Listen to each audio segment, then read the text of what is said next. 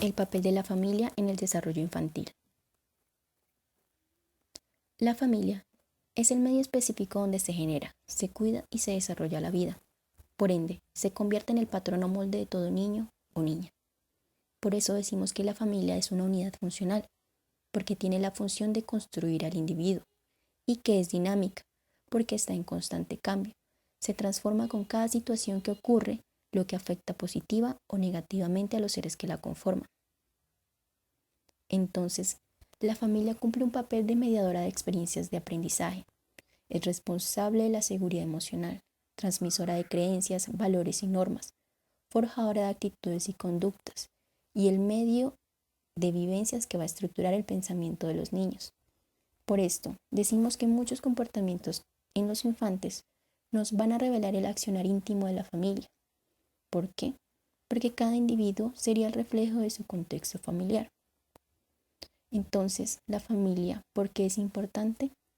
Porque es ahí donde los seres humanos construimos nuestra identidad, nuestras costumbres, aprendemos lo que es el respeto, el diálogo, la tolerancia y la convivencia con el entorno que nos rodea. Todo esto va a estar mediado por los estilos de vida, por las formas de pensar en la familia, por los valores que ahí se establezcan y por los hábitos que se tengan en el sistema familiar. ¿Todo esto para qué? Para que la familia forme seres que crezcan con plena seguridad en sí mismos, con una identidad positiva, con autoestima, con ambiciones que se materializan en metas claramente definidas. Es decir, una familia que actúe como una unidad funcional para construir una sociedad funcional. ¿Y cómo hacemos esto? ¿Cómo hacemos un mejor papel en la familia? La enseñanza en la familia alcanzará una mayor efectividad en un clima de aprendizaje positivo, con un ambiente emocional cálido y de apoyo, al contrario de lo que ocurre en un clima frío, rígido, destructivo o que ignore al niño o a la niña. ¿Y qué es un clima familiar?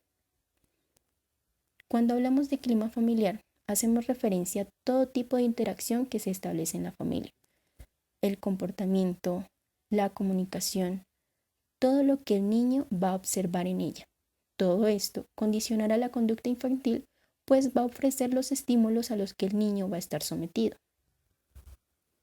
Cuando hablamos de una familia con un clima familiar negativo, vamos a hablar de la presencia de frecuentes conflictos, problemas en la comunicación entre padres e hijos, así como la carencia de cohesión afectiva y apoyo parental. En cambio, un clima familiar positivo está caracterizado por la presencia de apoyo, expresión de emociones y sentimientos, con una baja conflictividad y organización de tareas y responsabilidades. ¿Y por qué es importante tener en cuenta esto?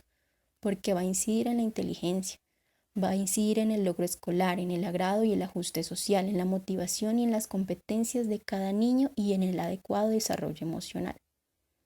Pero no solamente esto es importante, también es necesario hacer énfasis en los estilos de crianza. ¿Y qué son los estilos de crianza?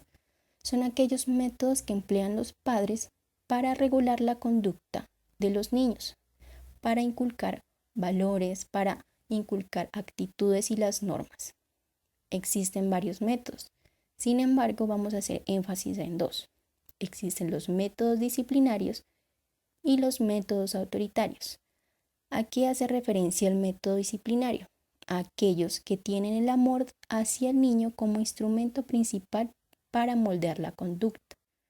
Los métodos autoritarios, en cambio, se relacionan con reacciones externas contra la agresión y con comportamientos agresivos.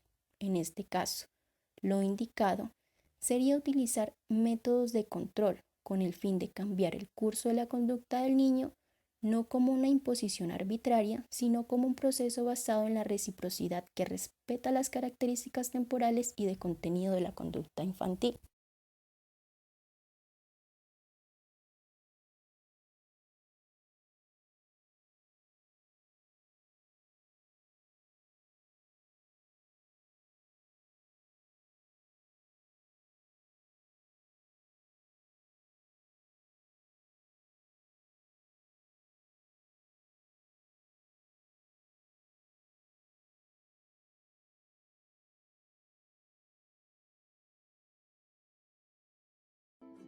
Los niños pequeños aprenden a través de sus consecuencias. De hecho, en la segunda etapa seguirán siendo muy fundamentales. La diferencia es que en estos primeros años, las consecuencias que debemos utilizar son muy sencillas y básicas. Yo podría agruparlas en 3 grupos: retirar, detener e impedir. Esas 3 consecuencias son suficientes en la primera etapa. Por ejemplo, si observamos que está tirando cosas, basta con encargarnos de retirarle todo lo que pueda arrojar. Si notamos que nos quiere golpear, detenemos su manita para que no lo haga. Si quiere golpear a otro niño, lo retiramos del lugar para impedir que lo siga haciendo.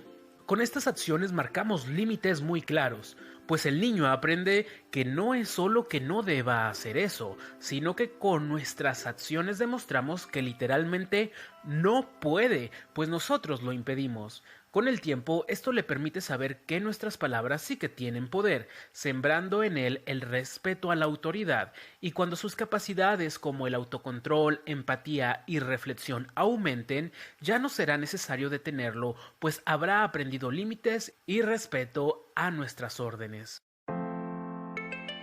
Hay casos que pueden ser muy difíciles de tratar, por ejemplo en niños que tienen un temperamento extremadamente reactivo o dominante, pero en especial en aquellos niños a los que no se les supo poner límites a tiempo. En estos casos, si detenemos, retiramos o impedimos al niño la mala conducta, el bebé aumentará la agresividad e intensidad de su comportamiento, lo cual es comprensible, pues el niño piensa: ¿cómo que no me vas a dejar hacer lo que quiero? Si aquí yo soy el que manda y te lo voy a demostrar. En estos casos debemos mantener aún más la calma, pues precisamente su agresividad tiene como objetivo vernos irritados o asustados. Por eso debemos mantenernos firmes en seguir los lineamientos previamente explicados, pero con una actitud de aparente despreocupación, demostrando que no le vamos a dar el poder de afectarnos emocionalmente, pues para los niños hacer sentir mal a sus padres es un premio de consolación bastante aceptable cuando no obtienen lo que desean. Por ejemplo, si el niño nos quiere golpear con furia por no comprarle algo, podemos decirle: anda, trata de pegarme más, así menos te voy a comprar lo que me pides.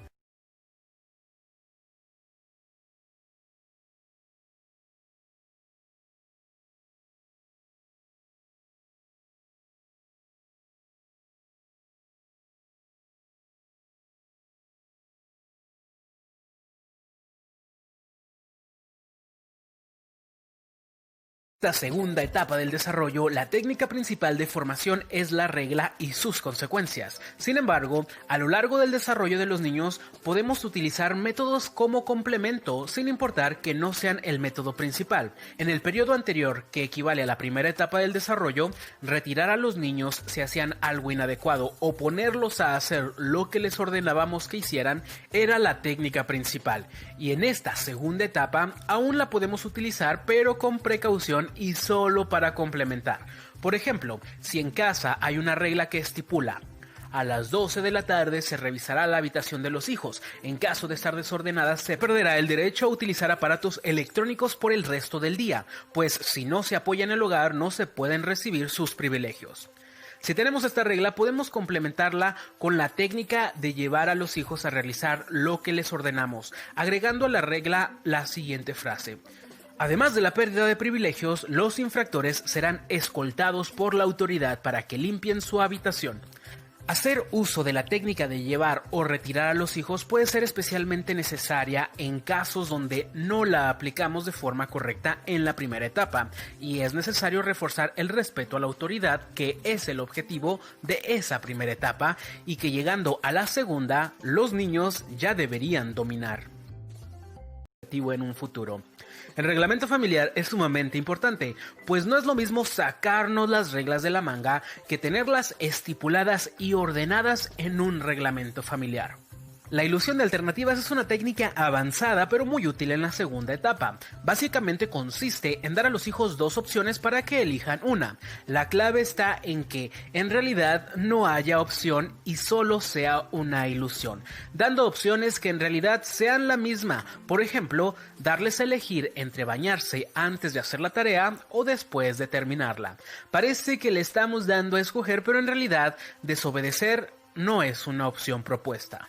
La economía de fichas, así como la versión que yo he desarrollado que llamo economía de fichas inversa, son especialmente útiles a estas edades, pues la primera nos ayuda a desarrollar nuevos hábitos positivos en los niños, mientras que la segunda nos permite aplicar consecuencias de forma rápida, efectiva y creativa, siendo especialmente útil en momentos donde no tenemos la facilidad de implementar consecuencias libremente, como cuando estamos en la calle o como cuando los niños están en la escuela. Te comparto las equivocaciones más frecuentes en la segunda etapa del desarrollo que debes evitar. Un error muy frecuente que veo en las familias donde los padres están empezando a implementar reglas y consecuencias es que amenazan a los hijos con las consecuencias diciendo frases como: acuérdate que si a las 12 no está limpio tu cuarto, va a haber una consecuencia y ya pasan de las 12.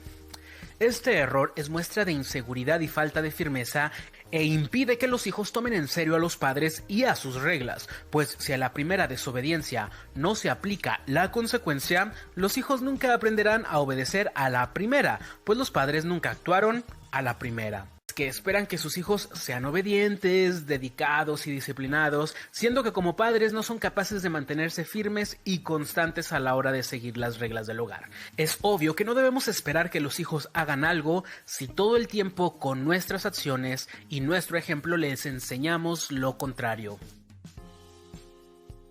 Hay quienes no pasan tiempo con sus hijos y después se les hace raro que los niños estén agresivos y rebeldes. Y por más que tratan de implementar reglas y disciplina, la conducta no mejora, sin darse cuenta que no es un problema de falta de disciplina, sino de afecto. Y la mala conducta es solamente la forma en la que los niños expresan el gran malestar que sienten por no pasar tiempo con sus padres o por recibir malos tratos de las personas más importantes en su vida.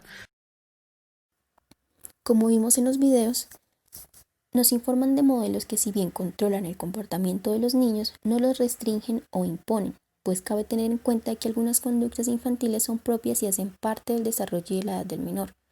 Por tal motivo, se hace necesario guiar aquellos comportamientos y redireccionarlos mediante estrategias donde se imponga la norma adecuada a través de algunos refuerzos o castigos no físicos.